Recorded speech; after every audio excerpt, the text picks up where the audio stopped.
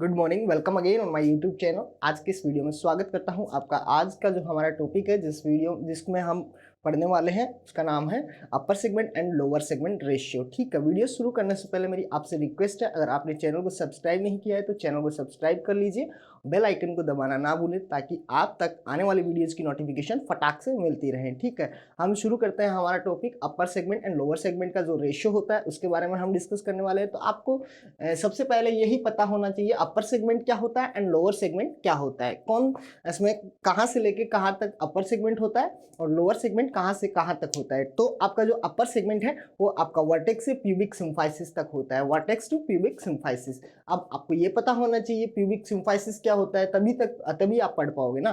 तो आपका vertex to pubic symphysis तक आपका जो अपर सेगमेंट होता है, प्यूबिक सिम्फाइसिस टू हील उससे लेके उस तक आपका लोअर सेगमेंट होता है। ठीक है, हम देखते हैं upper segment.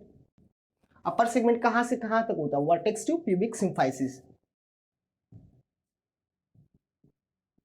Vertex to pubic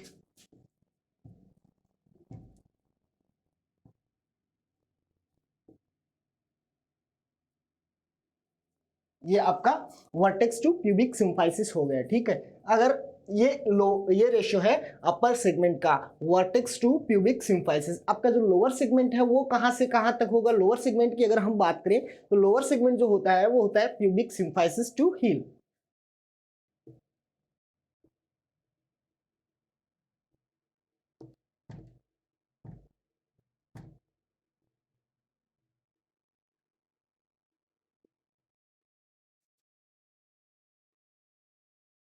ठीक है, आपका जो अपर सेगमेंट है वो वर्टेक्स टू प्यूबिक सिम्फाइसिस और आपका जो लोअर सेगमेंट है वो प्यूबिक सिम्फाइसिस टू हील। आपका अगर आपको ये नहीं पता होगा प्यूबिक सिम्फाइसिस कहाँ होता है तो आप इसको पढ़ नहीं पाओगे। तो आपको पता होना चाहिए प्यूबिक सिम्फाइसिस क्या होता है। ये आपकी दोनों थाई हो गई। मान लीजिए मेरी ड्राइंग थोड़ी अच्छी नहीं है, मैं बनाता हूँ इसको आपके लिए। ठीक है, ये आपकी दोनों थाई हो गई मान लीजिए। ठीक है, तो ये जो पॉइंट है इसको हम बोलते हैं ASIS। ठीक है, ये ये आपकी राइट हो गई, ये लेफ्ट हो गई। ठीक है, ये आपकी राइट थाई है, ये आपकी लेफ्ट थाई है। ठीक है, तो इसमें हम देखें ये आपका लेटरल हो गया। ठीक है, ये मीडियल।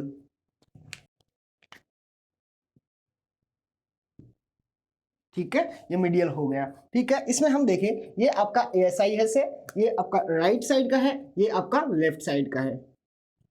ठीक है, ये दोनों हो गए आपका प्यूबिक ट्यूबरकल बोलते हैं इनको।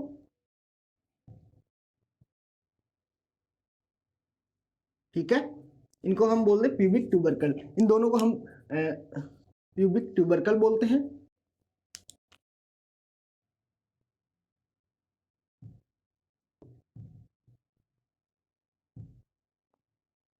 ठीक है, प्यूबिक ट्यूबरकल ये आपका बीच में होता है प्यूबिक सिम्फाइसिस। ठीक है, ये आपका प्यूबिक सिम्फाइसिस हो गया।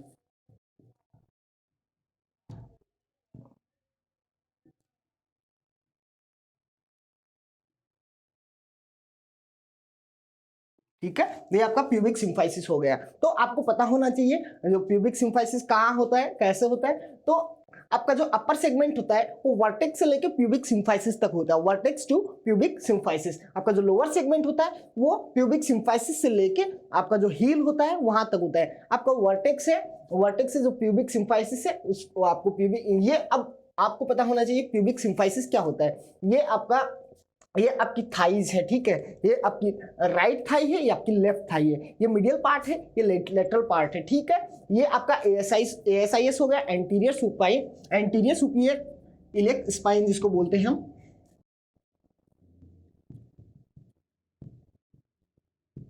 Anterior superior iliac spine. ठीक है, ये हो गया आपका ASIS, anterior superior iliac spine जिसको हम बोलते हैं, ठीक है, एंटीरियर सुपीरियर इलियक स्पाइन।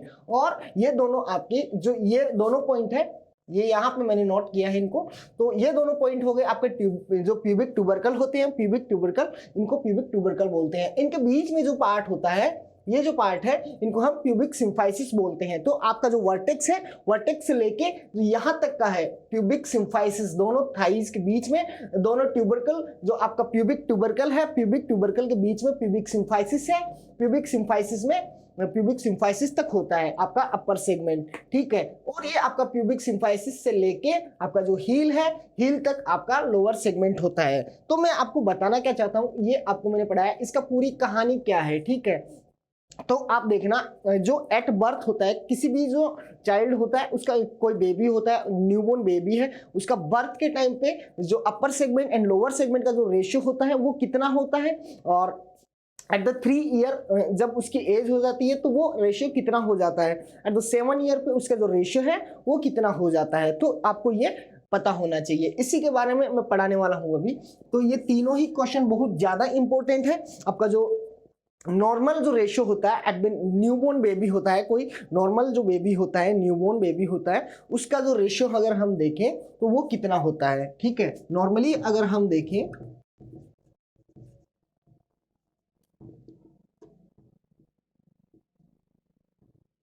कोई भी न्यूबॉर्न होता है तो उसका यूएस अपर सेगमेंट रेशियो, आपका जो लोअर सेगमेंट जो रेशियो होता है वो 1.7:1 होता है, ठीक है, 1.7:1, ठीक है। ये आपका जो न्यूबॉर्न बेबी होता है एट द बर्थ टाइम, जब वो बर्थ हुआ है, उसके जब वो पैदा ही हुआ है, छोटा बच्चा है अभी, तो उसका जो नॉर्मल जो न्यूबॉर्न का जो upper segment and lower segment का रेशियो होता है वो 1.7:1 होता है। बहुत ही ज्यादा इंपॉर्टेंट क्वेश्चन है, बहुत ही मोस्ट इंपॉर्टेंट क्वेश्चन है, ठीक है, आपको पता होना चाहिए। उसका upper segment and lower segment का जो रेशियो होता है वो 1.7:1 होता है, ठीक है।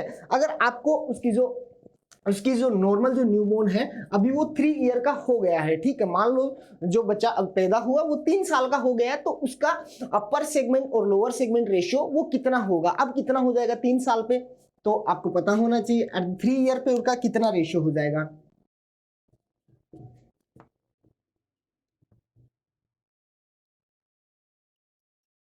एट द 3 ईयर्स पे, तो 3 ईयर्स पे कितना हो जाएगा, 3 ईयर्स पे अगर हम देखें तो 1.3:1, 3 ईयर पे 1.3 से याद रखना, 1.3, 3 से 1.3 ऐसे आप याद रख सकते हो। At the 3 year the upper segment and lower segment ratio is 1.3:1, ठीक है, ये आपको याद होना चाहिए। बहुत ही ज्यादा इंपॉर्टेंट क्वेश्चन है, आपके नोटसेट में ऐसे क्वेश्चंस आते हैं, ठीक है, आपका जो नोटसेट का जो एग्जाम लगता है उसमें ऐसे क्वेश्चन पूछे जा सकते हैं, ठीक है।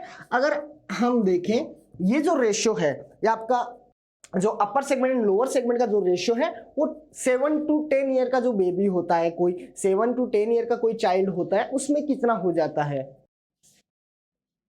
एट 7 to 10 ईयर,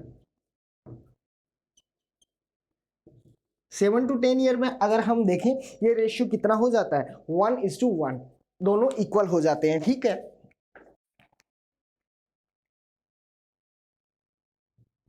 1:1, ठीक है। ये जो रेशियो होगा आपका वो 1:1 हो जाएगा। तो अभी हमने पढ़ा, तो आप देखो अभी हमने देखा जो अपर सेगमेंट है आपका और लोअर सेगमेंट है। अपर सेगमेंट क्या होता है, आपका जो वर्टेक्स है उससे लेके जो आपका प्यूबिक सिम्फाइसिस है, प्यूबिक सिम्फाइसिस तक आपका अपर सेगमेंट होता है। प्यूबिक सिम्फाइसिस दोनों जो आपका प्यूबिक ट्यूबरकल होता है उनके बीच में होता है प्यूबिक सिम्फाइसिस, और साइड में दोनों एसाइस होते हैं, एंटीरियर सुपीरियर इलियक स्पाइन। ये आपका राइट था, ये आपका राइट था, ये आपका लेफ्ट था, ये और ये लेटरल पार्ट है और ये मीडियल पार्ट है, ठीक है। ये आपके ये दोनों पॉइंट एसाइस हो गए, ये राइट ये left, anterior superior iliac spine इसको बोलते हैं, और ये आपका प्यूबिक सिम्फाइसिस हो गई, ये दोनों पॉइंट हो गए आपका प्यूबिक ट्यूबरकल, ठीक है। अभी तक यहां तक आपको समझ आया, वर्टेक्स टू प्यूबिक सिम्फाइसिस। अब आपका जो वर्टेक्स है उससे लेके आपका यहां तक, ठीक है, ये आपका अपर सेगमेंट है, और इससे लेके आपका जो हील है वहां तक आपका जो लोअर सेगमेंट होता है, ठीक है, इसको हम लोअर सेगमेंट बोलते हैं। तो ये रेशियो कितना होता है, अपर सेगमेंट का रेशियो कितना होता है, लोअर सेगमेंट का, जो दोनों का रेशियो मिला के अगर हम अनुपात उनका देखें तो कितना होता है। तो अगर हम देखें जो नॉर्मल कोई भी न्यूबॉर्न बेबी होता है, अभी अभी जस्ट बोर्न हुआ है, तो उसका जो upper segment and lower segment का रेशियो अगर हम देखें तो उसका रेशियो होता है 1.7:1, 1.7:1। ठीक है, अब वो बच्चा है जो न्यूबॉर्न है वो 3 साल का हो गया है, मान लीजिए आप ऐसे, तो वो 3 साल का हो गया है, तो अभी उसका जो upper segment and lower segment का जो रेशियो है वो कितना हो जाएगा। तो आप याद रखना 3 साल से आप याद रख सकते हो 1.3:1। ठीक है, 1.3:1। ठीक है, 3 ईयर से आप 3 याद रखना, 1.3:1 ये हो सकता है, ये होता है। ठीक है, एट द 7 to 10 ईयर, तो आपको एग्जाम में क्वेश्चन ऐसे पूछ सकते हैं वो कौन सी एज होती है जिसमें upper segment and lower segment का जो रेशियो होता है वो इक्वल हो जाता है।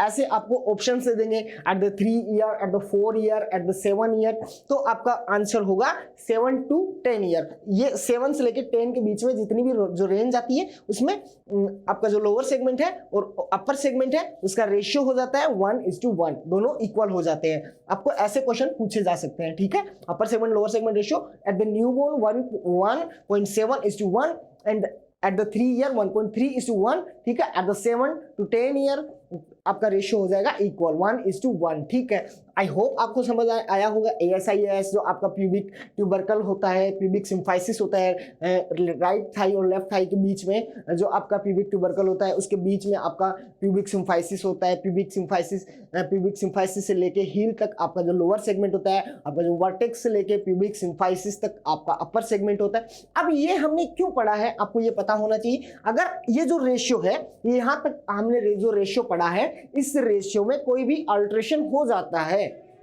अगर हम देखें जो upper segment and lower segment का जो रेशियो है उसमें किसी भी प्रकार का हमें किसी भी टाइप का कोई भी अल्टरेशन अगर हमें देखने को मिलता है तो हम सिंड्रोम्स के बारे में रूल आउट कर सकते हैं। ठीक है,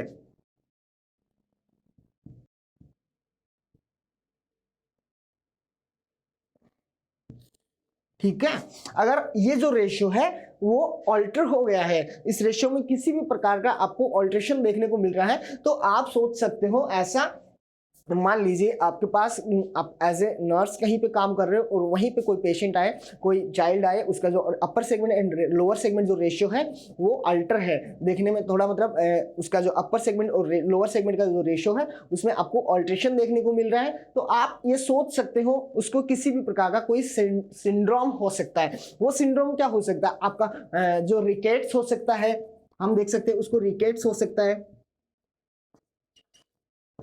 जो आपका विटामिन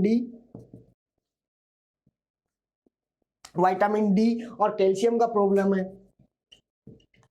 ठीक है, जो रिकेट्स हो सकता है कि उसको विटामिन डी और कैल्शियम की वजह से उसको रिकेट्स हो सकता है, या फिर उसमें आप हाइपोथायराइडिज्म ऐसे कोई सिंड्रोम आप देख सकते हो। एक पर्टिकुलर नहीं है, बहुत सारे हो सकते हैं उसमें ऐसे सिंड्रोम्स। ठीक है, तो ये इसलिए पढ़ना जरूरी है। अगर इसमें किसी भी प्रकार का हमें कोई भी किसी भी टाइप का ऑल्ट्रेशन अगर हमें देखने को मिलता तो हम क्या सोचेंगे, ये जो बेबी है, ये जो चाइल्ड है, उसमें सिंड्रोम्स हो सकते हैं। कौन से सिंड्रोम, उसमें रिकेट्स हो सकता है, उसमें आपको हाइपोथायराइडिज्म देखने को मिल सकता है, ऐसे हो सकता है। ठीक है, आई होप आपको समझ आया होगा, बहुत अच्छे से समझाया मैंने, आपको समझ आया होगा। अगर आपको मेरा वीडियो थोड़ा सा भी पसंद आया हो या फिर आपको थोड़ा बहुत भी समझ आया हो तो चैनल को सब्सक्राइब कीजिए और वीडियो को लाइक कीजिए, और चैनल को सब्सक्राइब करना नहीं भूले और बेल आइकन को दबाना ना भूले, ताकि आप तक आने वाली वीडियोस की नोटिफिकेशन फटाक से मिलती रहे।